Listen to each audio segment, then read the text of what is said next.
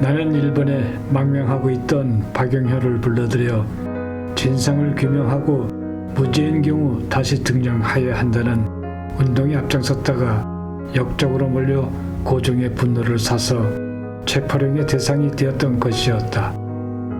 나는 남대문 앞에 있던 미국 선교사들이 경영하는 감리교 병원단지에 피신하고 있었는데 어느 날 미국 선교사인 의사가 왕진을 가는 길에 같이 가지 않겠느냐고 권고를 하자 착잡한 심정을 풀지 못하던 참에 같이 나갔다가 체포된 것이었다. 체포된 후 미국 공사와 경무청의 고문관은 내가 고문을 당하거나 부당한 형벌을 받을까 염려하여 매일 감옥에 나를 보러 오곤 했다. 나는 이런 일은 독립정신에 위배되는 일이므로 그들의 간섭을 싫어했다. 그러나 미국 공사는 황제가 외국 사신들을 증거인으로 세우고 우리의 안전을 보장하였던 것이므로 그에게도 책임이 있다고 느끼고 있었다. 나는 위세의 도움을 받지 않고 다시 뛰쳐나가 민중운동을 시작하려고 했다. 수천 명의 사람들은 그들의 지도자가 다시 나서서 그들을 부르기를 원하고 있었는데 나는 주상으로부터 시국 정세를 듣고 있었다. 우리가 탈옥하여 뛰쳐나오면 민족주의자 군중들이 감옥문 밖에서 나를 맞이하여 종로로 달려가서 군중 대회를 다시 열기로 결정하였다. 권총이 감옥 속으로 들어왔다. 어느 날 오후 최정식과 서상대 그리고 나는 감옥을 뛰쳐나왔다. 두 사람은 감리교 컴파운드라는 선교사 주택지로 뛰어갔으나 나는 아무도 나를 기다리고 있지 않은 것을 보고 너무 실망하여 쓰러져 버렸다. 나는 한 발자국도 움직일 수가 없었다. 서로 약속한 시간에 대한 오차가 있어서 바깥 사람들이 나를 기다리고 있지 않을 때 우리가 나갔던 것이었다. 탈옥할 때 나는 권총을 사용하지 않았다. 발사를 하지 않았다. 이 사실은 보이지 않는 그의 손이 나를 보호하고 있다는 또 하나의 증거였다. 나는 병령으로 끌려갔다. 칼을 뽑아진 많은 병정들은 나를 둘러싸고 끌고 갔다. 내가 병령에서 기다리고 있는 동안 어떤 병정이 나에게 물 한 잔을 갖다 주면서 위안해 주었다. 그리고 나는 경무청으로 끌려갔는데 그곳에서 박달북에게 고문을 당했다. 그는 왕당파로 나와 가장 원한에 사무치는 원수였다. 박은 나를 잡아다 놓은 후에 황실에 연락을 하여 황제로부터 고문을 하라는 지시를 전화로 받았다. 그리고 그들은 나를 깜깜한 방에 눕혀 놓았는데 나는 그 다음날 아침까지 무슨 일이 있었는지 알지를 못했다. 그리고 나는 또 감옥으로 끌려갔다. 그때 나는 그 감옥으로 다시 끌려가기 전에 정말로 죽고 싶어 했는지 모른다. 나에 대한 사무친 원한을 풀어대는 그들은 격분한 동무들 같았다. 족쇄, 수갑, 형틀이 나를 올가미었다. 나는 움직일 수가 없었다. 어떤 늙은 죄수가 비밀리에 감옥 속으로 들여온 신문을 눈물을 흘리면서 읽어주었다. 지난밤에 이승만이가 사형을 당하였다는 것이다. 나의 부친은 나의 시체를 찾으려고 감옥 문 앞에 왔다 가셨다.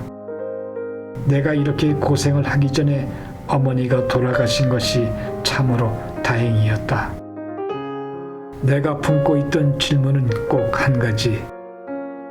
이제 나는 어디로 가느냐 하는 것이었다. 그때 나는 학교 예배실에서 들은 설교를 기억하고 즉시로 몸에 씌운 형틀에 머리를 숙이고 기도했다. 오 하나님, 나의 영혼을 구해주시고 나의 나라를 구해주시옵소서.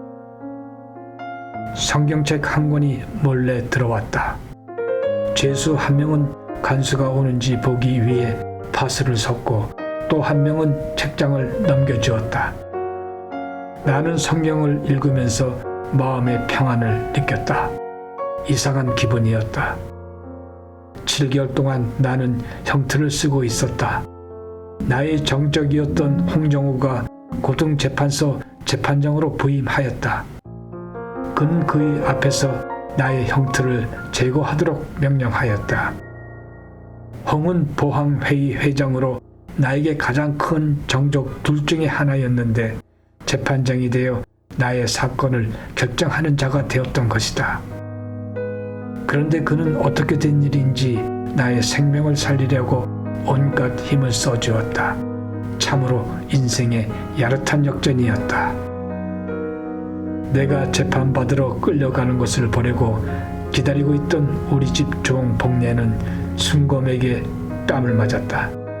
복례의 남편은 나를 가마에 태우고 재판소에 출입시켰다. 나는 나의 죄와 도망간 나의 공범자들의 죄 때문에 법에 의하여 사형될 것이라고 했다. 어느 날 최종식이 잡혀서 형무소로 돌아왔는데 그가 잡혔기 때문에 나는 죽음을 말할 것이라고 모두들 말했다. 그와 내가 재판을 같이 받게 된 날 나는 몸이 쇠약해서 몸을 가눌 수 없는 처지였었다. 그는 활기 있게 그리고 웅변조로 나에게 모든 것을 뒤집어 씌웠는데 나는 나 자신을 방어할 기력이 없었다. 그런데 그는 너무 말을 많이 하다가 나에 대한 증언 중에 앞뒤가 맞지 않는 얘기를 하였다. 따라서 판사는 다음날 그를 추궁하기 시작하였는데 결국 그가 전날 말한 말에 걸려서 헤어나오지 못하게 되어버렸다.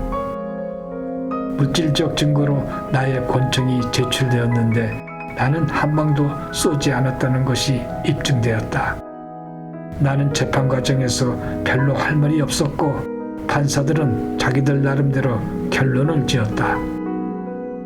최고재판소의 재판장인 홍정우가 나의 부친에게 나의 생명을 구해주기로 결정하였다는 말을 전해주었다는 소식은 나중에야 들었다. 최종식이 사용되는 날 그는 교수대로 끌려가면서 나더러 이승만 씨 잘 있으시오. 당신은 살아서 우리와 같이 시작한 일을 끝맺으시오 하고 말했다. 나는 무기징역과 곤장 100달을 선고받았다. 나의 부친은 매를 때리는 간수에게 돈 얼마를 주셨는데 그 자는 바로 우리가 탈출할 때 다리에 총을 맞은 자였다.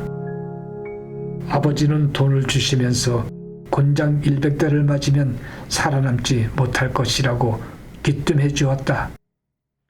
태형 집행 준비가 되었을 때 입회하러 온 판사는 곤장을 때리기를 시작하라고 명령을 하고는 창문을 닫고 가버렸다.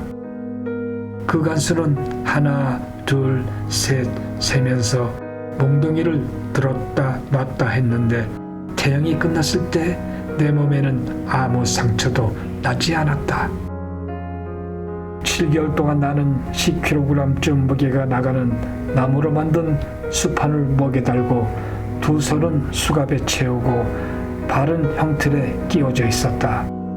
그런 나에게 다른 죄수들은 몰래 감옥으로 들여온 조간신문에서 밤중에 내가 사형되었다는 보도를 눈물을 흘리면서 읽어준 일이 몇 번이나 있었고 그럴 때마다 나의 선친은 나의 죽은 몸을 매장하겠다고 찾으러 오시곤 하셨다.